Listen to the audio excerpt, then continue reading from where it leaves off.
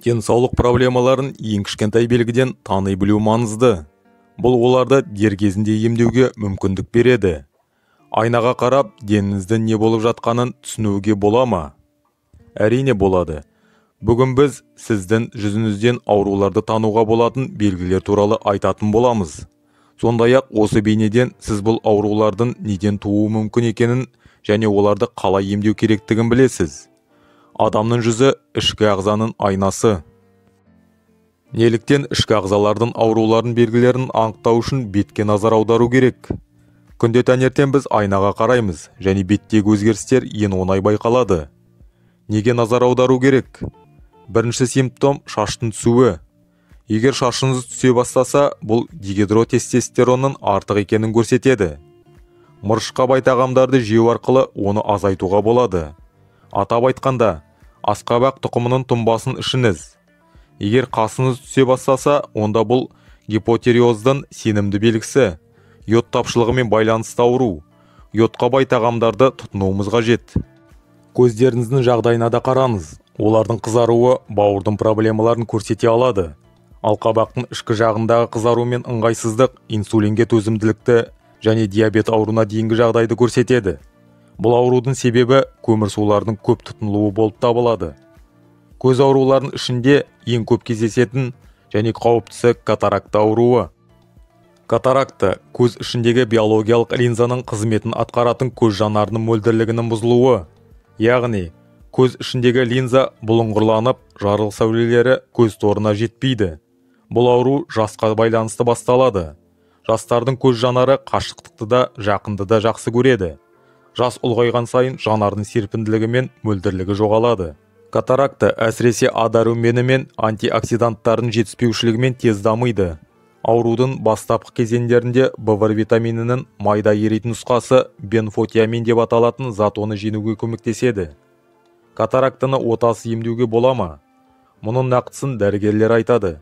Десе де, құрамында дәрумендері, антиоксиданттар мен ферменттері бар тамшылар катарактының ары қарай асқынуына жол бермейді. Бірақ көз жанарының мөлдірлігін қайтара алмайды.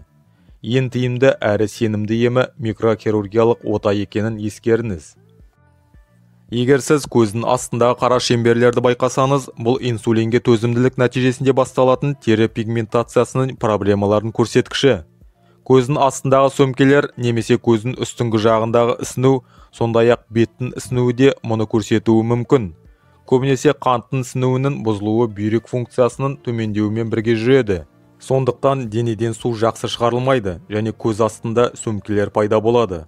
Бұл мәселемен қалай күресуге болады? Диетадағы көмір суларының мөлшерін азайтудан басқа үзіліссіз ораза тиімді. Бұл денені босатуға мүмкіндік береді.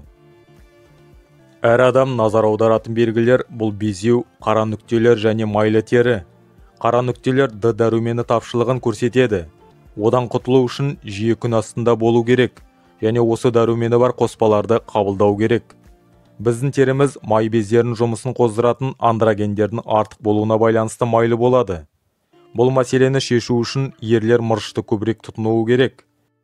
Әйелдерде аналық бездердің жағдайына назар аудару керек. Өйткені бұл тері ауруы поликистозды аналық без синдромымен байланысты. Айтпақшы, әйелдерде андрогендердің артық болуымен бет шашының өсуі басталады. Бұл көрсеткішке де назар аударған жөн. Көмір сулардың сіңуінің бұзылуына байланысты таусылуы мүмкін мырыш жетіспегенде бөртпе пайда болады.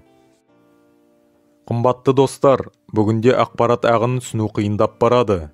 Бірақ денсаулыққа қатысты болғасын пайдалы ақпаратты тауып қолдану маңызды. Фармацевтикалық компаниялардың шексіз жарнамасы арасында дәрілерді қалай таңдауға болады? Өзіңізді химиялық заттардың теріс әсерінен қалай қорғауға болады? Халықтық табиғи еммен емдеуге бола ма? Осының барлығын осы арнада үнемі айтып отырамыз. Қазақша контентті қолдау мақсатында арнаға жазылып, қолдау білдіріп кетіңіз. Сіздің болмашыға әрекетіңіз бізге үлкен шабыт береді. Ауыздың бұрыштарындағы әсіресе суық мезгілде жиі пайда болатын жарықтар В2 витаминінің жетіспеушілігін көрсетеді.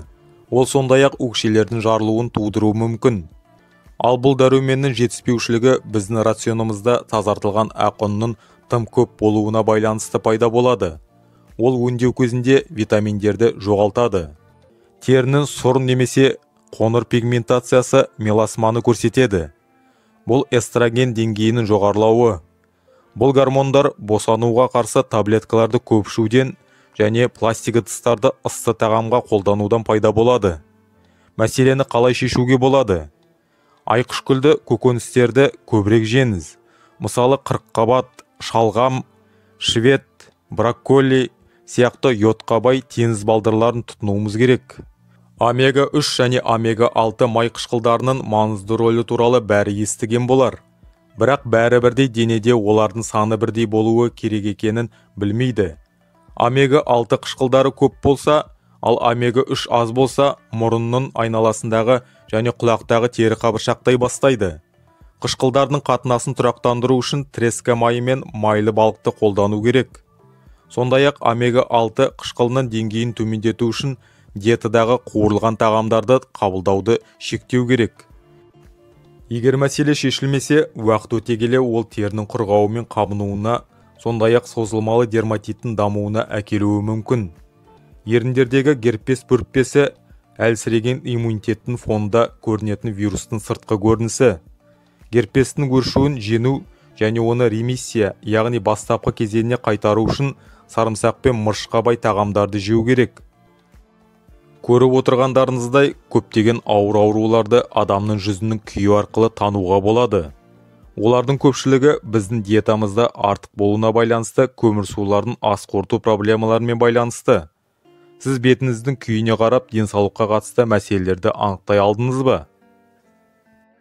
Сіздермен бірге болған дертке ем арнасы. Бізбен бірге болғандарыңыз үшін үлкен рахмет. Келесі кездескенше сау саламатта болыңыздар.